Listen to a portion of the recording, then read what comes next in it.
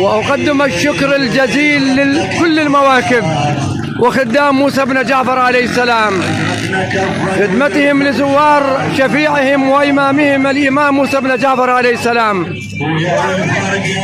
فأعظم الله لنا ولكم الأجر العظيم.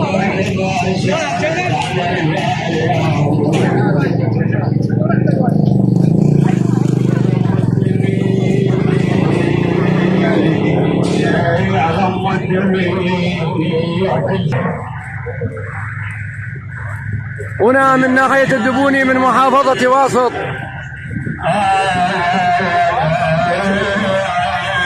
تستقبل وتستضيف الأخوة الأعزاء زوار الإمام موسى بن جعفر عليه السلام للزيارة الرجبية لهذا العام، عام 1446 هجري، والموافق 20 من رجب.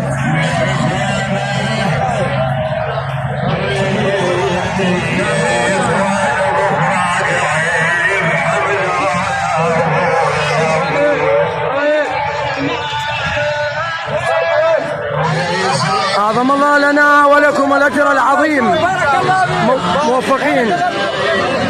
السلام عليك يا ابن رسول الله، السلام عليك ما بقينا وبقي الليل والنهار. لعن الله الظالمين لكم من الأولين والآخرين، ولعن الله هارون اللارشيد الملعون وطغمته الفاسدة. حياكم الله، حياكم الله، بارك الله فيك، حين رحم الله والديكم.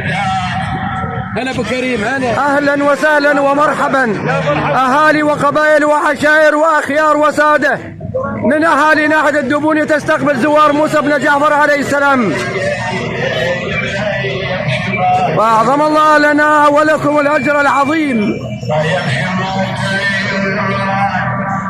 تقبل الله منا ومنكم صالح الاعمال.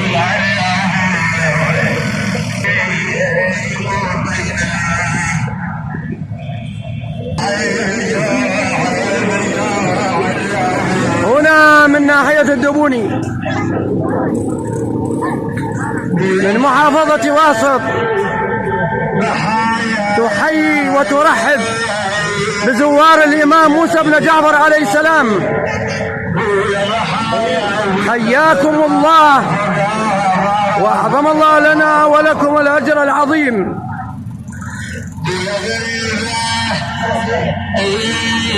تقبل الله منا ومنكم صالح الأعمال.